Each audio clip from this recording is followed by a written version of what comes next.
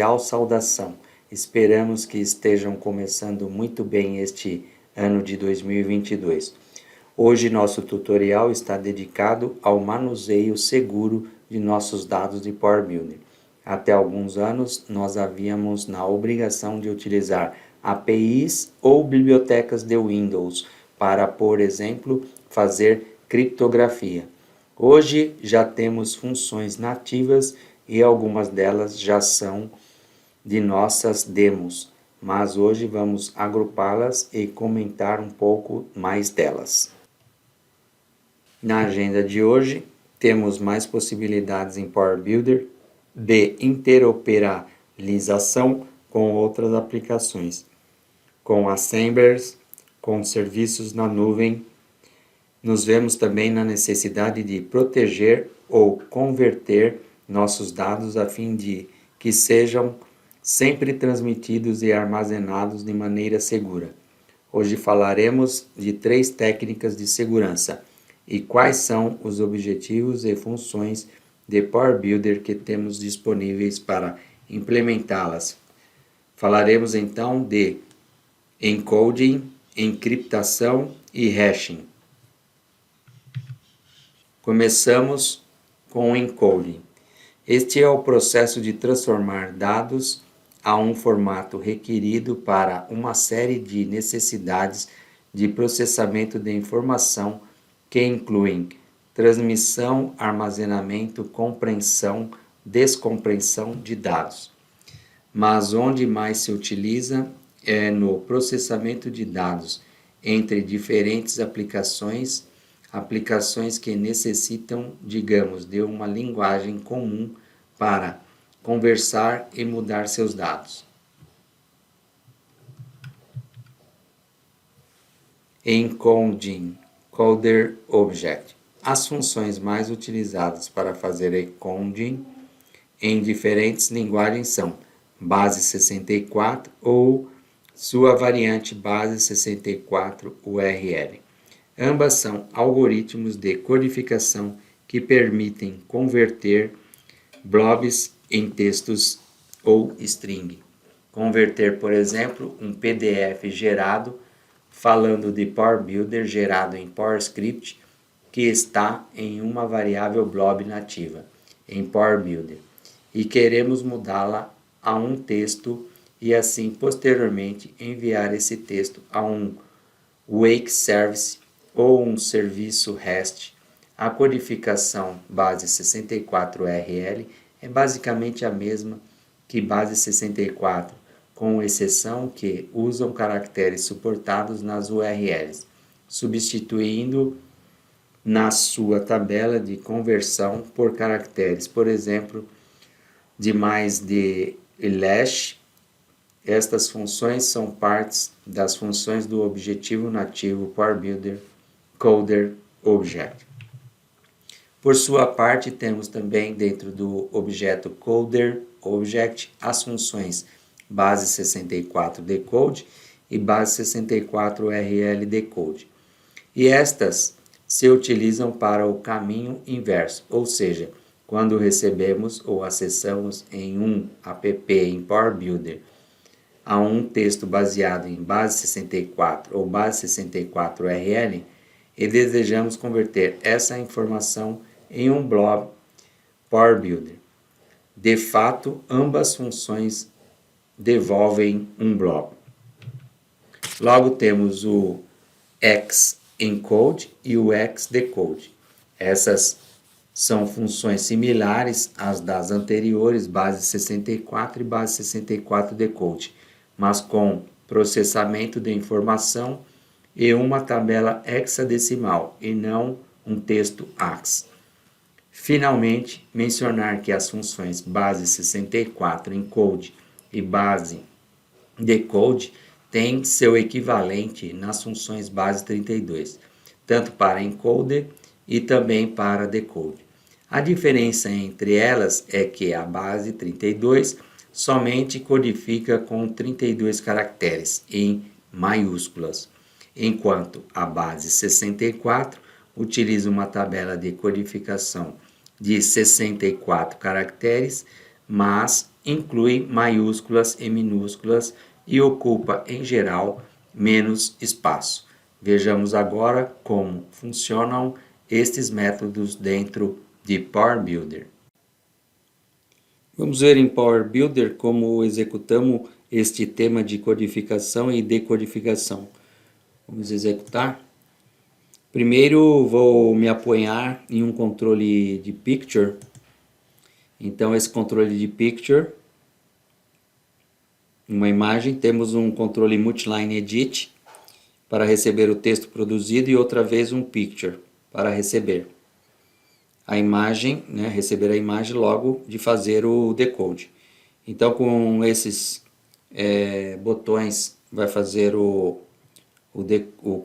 a codificação e logo esse outro botão a decodificação. Vamos primeiro trabalhar com 64 bits na base 64. O que temos aqui é um texto produzido.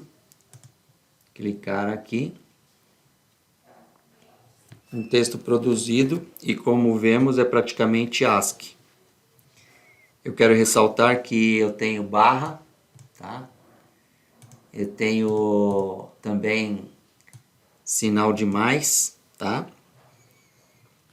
E vemos várias linhas, então isso vai ter presente, vai estar no código.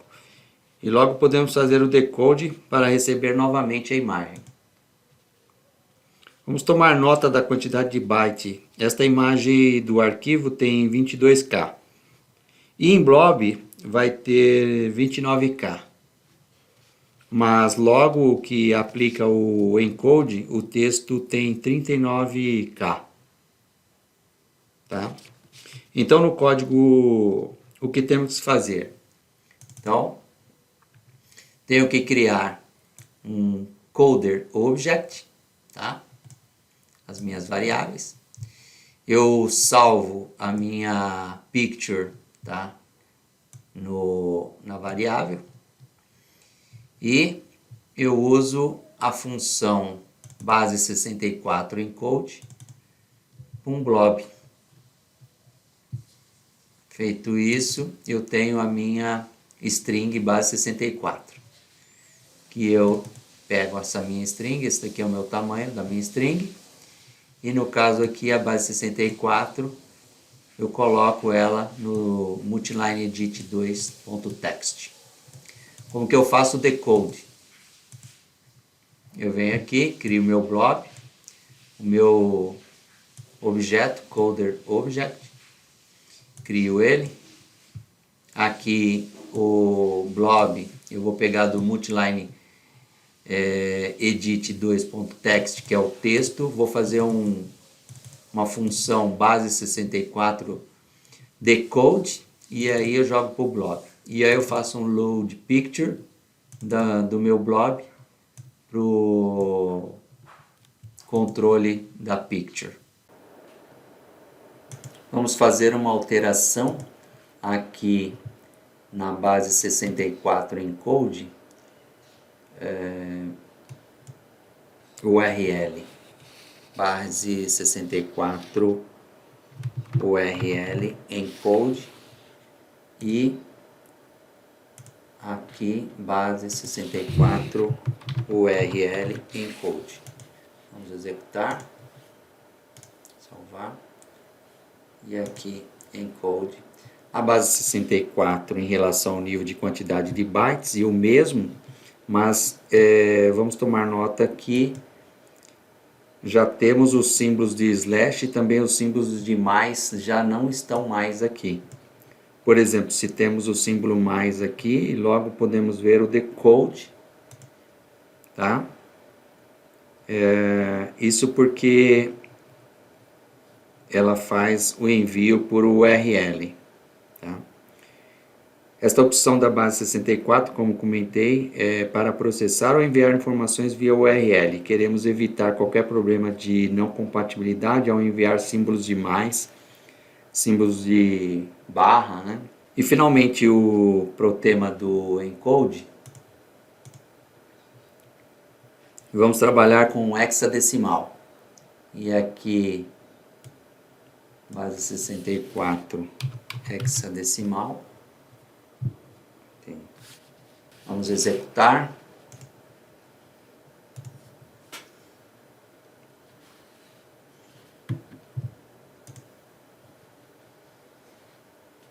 Essa função de codificação processa, digamos, mais lento e também gera mais bytes. É importante, temos o hexadecimal aqui e logo trabalhamos o decode, está aqui. Por sua parte, a criptografia é a técnica e o processo para transformar uma informação a fim de torná-la ilegível a aplicações ou usuários não autorizados. Somente legível a aqueles que contam com a chave de encriptação correta. PowerBuilder suporta encriptação simétrica e encriptação assimétrica. Então temos o objeto CrypterObject, que nos irá ajudar nestas duas técnicas. Primeiro, temos as funções de criptografia ou decodificando simétrico. Uma criptografia simétrico é uma técnica que também se conhece como criptografado de chave secreta. A mesma chave se utiliza para cifrar e logo para decifrar a informação. Os algoritmos mais conhecidos e que são parte de um dos argumentos destas funções são Blobfish, AES e DES, sendo o AES o mais recomendado atualmente. Este tipo de criptografia se utiliza principalmente para gravar diretamente a informação, por exemplo, a uma base de dados e para volumes grandes de informação. Logo temos a função de criptografia assimétrica. A criptografia assimétrica é uma técnica conhecida como criptógrafo de duas chaves, privada e pública. Se utiliza quando desejamos compartilhar informação com outras aplicações de maneira remota, via, por exemplo, HTTPS, SSL, TLS e etc. Suas desvantagens são que é mais lentas e está orientada a tamanhos mais limitados de informação. A técnica se utiliza muito em aplicações de mensagens que cifram a informação de ponto a ponto. Os algoritmos mais conhecidos e que também são parte de um dos argumentos dessas funções são RSA e Raven. Finalmente, as funções asymmetric sim e asymmetric very sim. Estas permitem criar e verificar as assinaturas quando usamos a técnica de criptografia assimétrica. Vamos trabalhar a parte de criptografia em PowerBuilder. Temos aqui uma janela onde temos 3 multiline edits. O primeiro para o texto original, criptografado e descriptografado. Também 2 botões para criptografar e descriptografar. Vamos executar a aplicação. Primeiro vamos utilizar o modo de criptografia simétrica. Aí está criptografado e logo descriptografamos. No código vamos encontrar que primeiro temos que definir uma série de variáveis. Trabalhamos muito com blob aqui.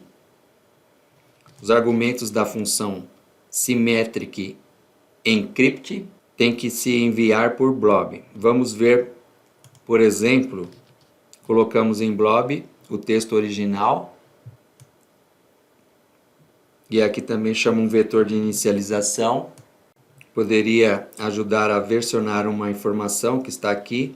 Instanciamos o CryptorObject e logo chamar a função symmetric encrypt. Tem 6 argumentos. Sim, o primeiro é o algoritmo da criptografia, AES. Também temos o blob, a data blob, aqui, que mencionamos. E logo o modo de operação, o modo de criptografia, que vamos trabalhar. E logo um bom argumento que tem a ver com o vetor de inicialização E vamos completar o bloco de criptografia. Já mostrei o texto criptografado, tal como vimos. Para a parte de descriptografia também temos a chave, o vetor de inicialização e o crypter object. Capturamos os dados que está criptografado, utilizamos esta função symmetric decrypt. Temos que utilizar os mesmos argumentos, por exemplo, o algoritmo de criptografia AES, o modo de operação, o modo completado de espaços em branco, isto se mantém. E somente fica enviar a data e aqui, os dados e aqui, de inicialização. Finalmente, mostramos a informação descriptografada. Muito bem, vamos ver agora o que é a criptografia e descriptografia em modo simétrico. Aí está. Aqui temos a definição da key única. É bom logo utilizarmos o crypter object, a função de geração da chave assimétrica baseado na key pública, se gera uma key privada. Key pública para gerar uma key privada. Muito bem, aqui é a privada, vamos ver em um momento como utilizamos. Logo já executamos a função em si, criptografia, método RSA, também é um padrão, a data original e a chave pública.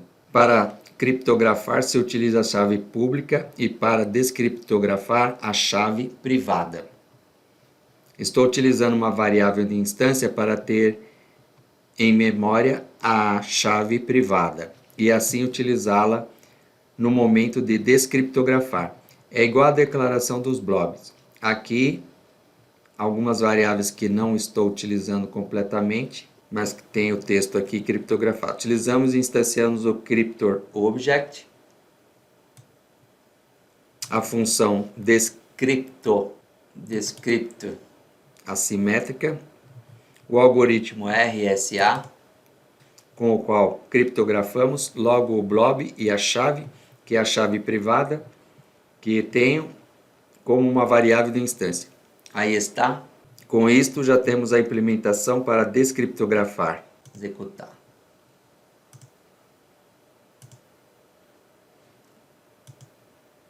Algoritmo assimétrico.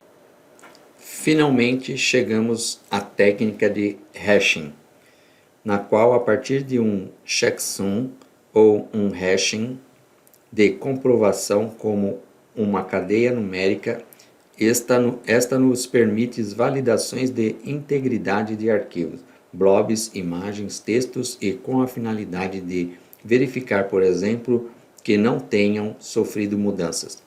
Em Power Builder podemos criar um hashing da data ou um arquivo que queremos comprovar utilizando alguma das três funções que aparecem aqui. E estas funções são do objeto crypter object, as funções md5, hmac e sha. Vamos ver também em código como podemos utilizá-la. Bem, finalmente o exemplo de hashing em Power Builder. Trabalhamos com dois multiline, dados e logo o checksum. Vamos executar. Se quisermos saber qual é o checksum ou hashing, utilizando o algoritmo MD5, simplesmente colocamos assim e já temos o código de verificação desses dados. Vamos ver como implementá-los. Igual, declaramos nossas variáveis, as variáveis blob, string, capturamos os dados. Aqui utilizamos dois objetos importantes, o crypter object e logo o coder object. Instanciamos, criamos eles. Porque instanciamos para gerar o hashing dos dados? Simplesmente necessitamos MD5, mas isso gera um blob. Se quisermos fazer legível esses dados para, por exemplo, comparar, porque é o objetivo de um hashing, passar por uma verificação ou uma comparação. Então utilizamos a função xEncode do coder object para poder baixá-lo a uma string, a uma cadeia, para poder visualizá-la e comparar posteriormente. Então, nesse caso, eu estou visualizando somente. Também poderíamos, por exemplo, utilizar uma aplicação ou utilizar uma página. Neste caso, se coloca os dados de um arquivo ou se coloca os dados de um texto e gera também o checksum. Nesse caso, o MD5 também aqui temos marcado. Voltemos à nossa aplicação, executemos novamente. Está aqui, comparação. E verificação mesmo para a página web, para a minha aplicação. Fizemos uma modificação, por exemplo, colocaria cloud.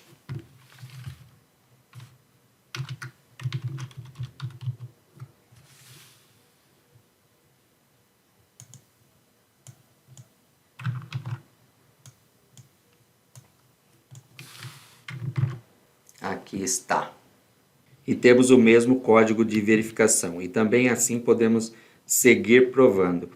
É muito utilizado para verificar se um arquivo tenha sido modificado ou não. Bom, estas são as 3 técnicas que eu queria mostrar hoje neste vídeo. Sempre agradecendo muito e que vocês possam compartilhar com o resto da comunidade. Se vocês verem este vídeo antes do dia 27 de janeiro de 2022, saibam que todos estão cordialmente convidados ao nosso evento Power Builder Talks 2022, que vai ser dia 27 de janeiro e dia 28 de janeiro, uma quinta e uma sexta-feira.